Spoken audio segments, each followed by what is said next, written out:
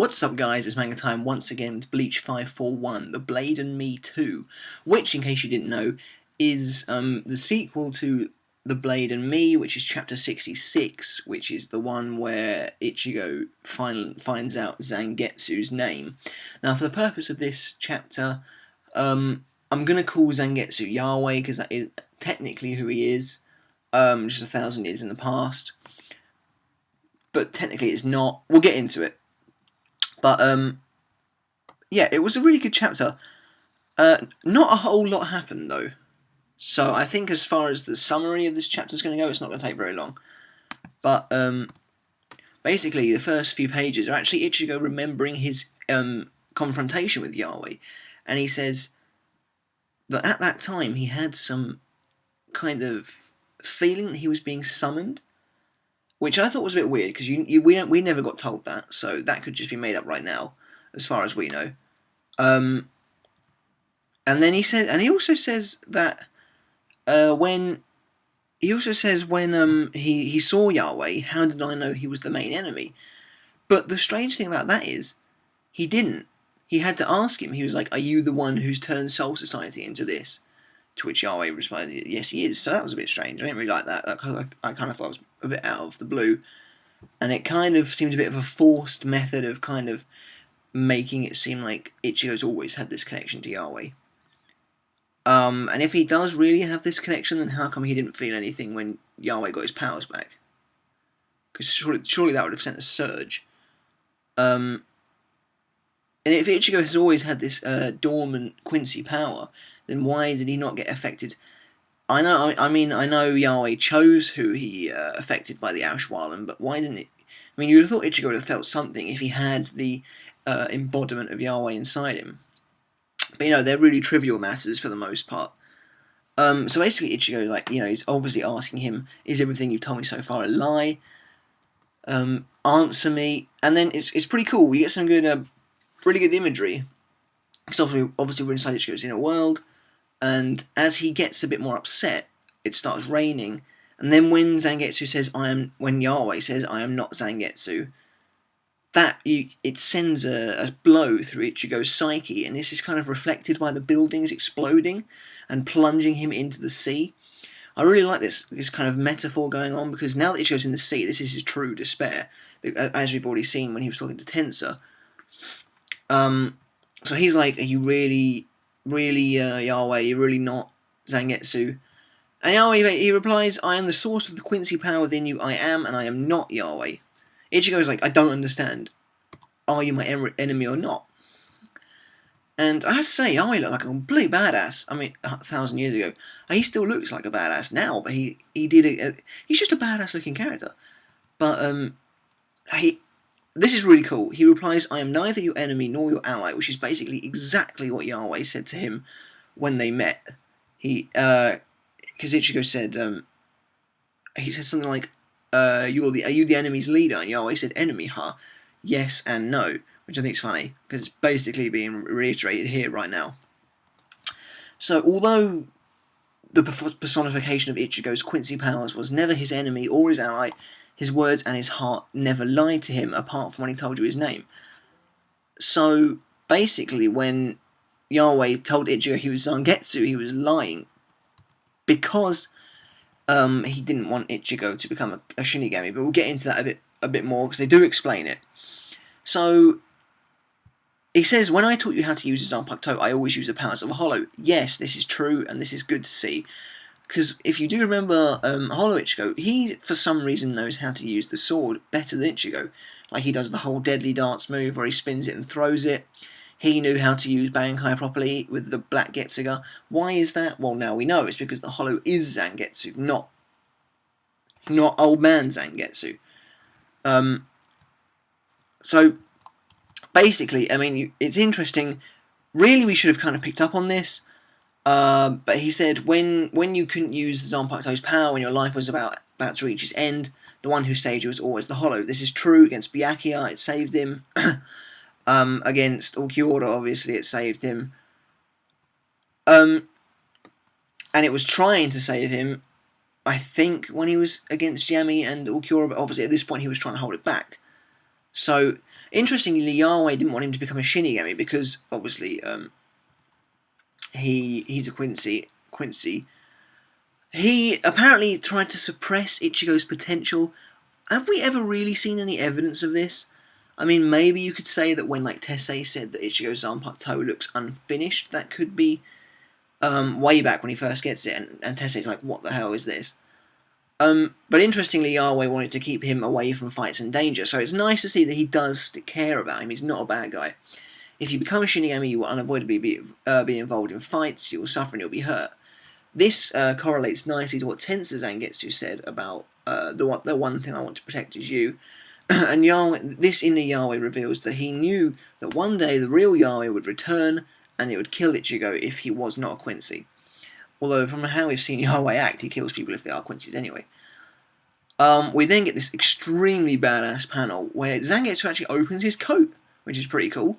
And he has white clothes on underneath, like kind of Quincy. Now, I don't know if Kubo planned this or not, because if he did, then that was amazing. But Zangetsu's white collar thing that he's always has is apparently part of like a Quincy attire, or a Quincy shirt anyway. But he stands there, and he's like summoning this sword of fire, I think it is. Looks awesome. And Ichigo appears to believe that he's going to try and fight him. He like clenches his fist.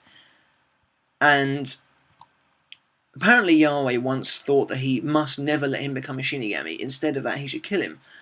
But over time, he sort of, he changed his mind. And he knows that, eventually you did become a Shinigami. And I think it's really powerful because it goes back to this whole heart metaphor. Instead of trying to stop him, he instead tried to help him. And now that they've reached this point, the inner Yahweh is ready to let Ichigo's true power flourish. You get this really awesome picture where he starts to disappear. I think this is perhaps a little bit abrupt, but it is fitting at the same time, and it shows Kubo's pacing again.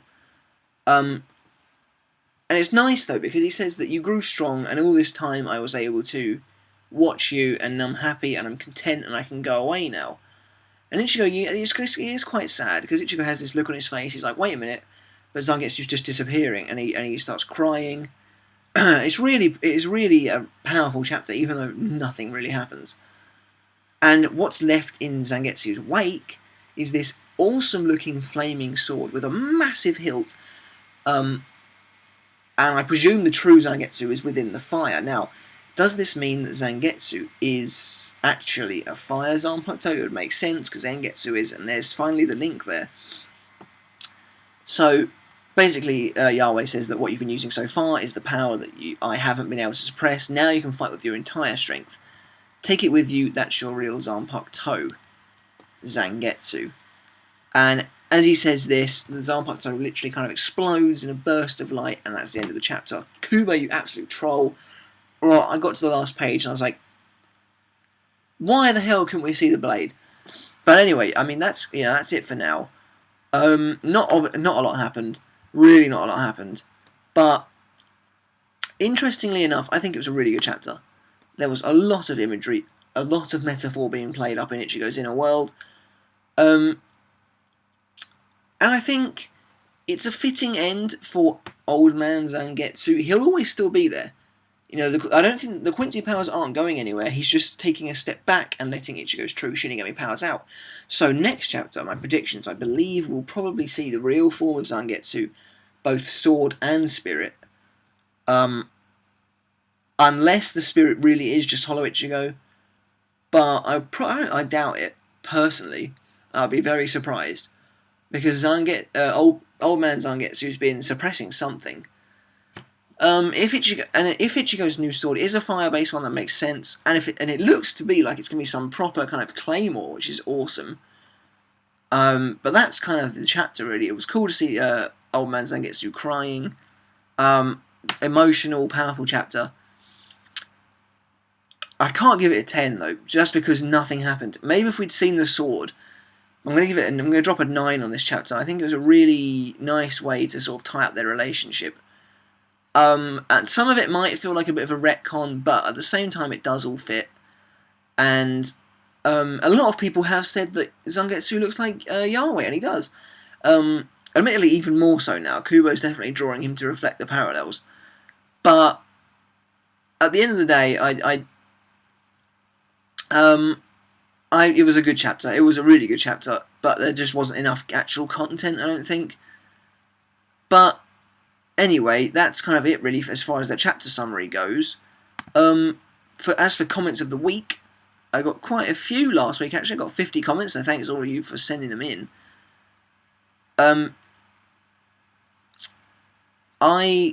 Basically, there's quite a lot to choose from, and I've picked a couple. The first one is by the Nexi96. Thanks for sending your comment in, and it goes, do you notice how the chain on Ichigo's Bankai had last link broken in half, and also does the Hollow's white Bankai? Maybe it's really a dual-wielded sword, and also Hollow Zangetsu said that he and Yahweh are one and the same. Maybe it would be one black and one white sword and a black and white chain connecting them. That would be awesome. If Kubo does it right, that would be so cool. I can sort of maybe actually see something like that happening. Obviously, it's not going to be exactly like that because it's just one sword. It's actually kind of Master Sword-esque in the way it's just kind of standing there with its guard kind of curved like that, and the massive hilt. Really awesome. I'm really looking forward to next week. But I can, because we do know now that Ichigo's Shinigami and Hollow powers are one being. They are fused together. Admittedly, this does leave us the question as to what the hell Tensor Zangetsu was in Deicide. Was he Yahweh, or was he Ichigo's Shinigami power? But how does that work? So, yeah, I'm not sure. Let me know in the comments what you think about that. What the hell was Tensor Zangetsu? And as for the other comment, it took me a long time, to kind of decide, because I kept getting new ones. Like, I've got about 4 today, I've just seen now. I kind of find it hard to choose one. I don't know. I mean, there's quite. You guys have sent some really good comments in, so I'm picking one. Interestingly, I think some people came up with some interesting theories about Yahweh and Zangetsu coming. Like Yahweh coming in when he stole Masaki's powers, for example. I don't necessarily think that's true. I don't think that's going to happen. 135 Mike Rules 23. Thanks for your comment. He basically said that I think it might go over how Yahweh chose to implant his younger self inside Ichigo. I don't necessarily think that's the case. I think because Yahweh is the progenitor, or actually someone on my comments has said that it should be pronounced Ivax or something like that. I can't really tell. But yeah, Ivax. But I don't know. Ivax sounds kind of cool. But yeah, I don't think he implanted his younger self. I think it's because he's the progenitor Quincy. Because Quincy's had to come from him, so therefore Quincy Aratsu should theoretically look like him. So that's what I think it is. So, yeah, thanks for your comments, guys. I think don't forget to leave them below. Let me know what you thought of the chapter. Panel of the week. To me, it's a cross between where Old Man Zangetsu opens his cloak. That looks awesome. He's just sort of standing there with his sword forming. Or just the single picture of the sword itself. That looks awesome. Really, really cool. I think I've said awesome so many times in this review. But that is it for the review this week, guys. That's Bleach 541, The Blade and Me 2. Let me know in the comments below what you thought of the chapter. Where do you think it's going next? I personally think we might meet a new spirit. I hope we do anyway. As for after that, maybe Ichigo will start training with his new weapon, which could be a fire sword. If that happens, we'll definitely shoot over somewhere else. If Ichigo is about to start a training arc, that should theoretically last a while. So I really, really, really hope we get a Vandenreich invasion. I so hope that happens. However, if Ichigo now has access to the entirety of his powers, is there anyone who can stand up to him? I mean, like, what, was Deicide Ichigo fully powered Ichigo, or is that still only some of his power? In which case, that's monstrous. But that's it this week, guys. Don't forget to subscribe with the button up there. Also, check out my Bleach blog in the description below. Follow it if you want. You don't need an account on WordPress to follow it. You can just follow it via email. I'd really appreciate it. And that's it for now, guys. Until next week, see you later.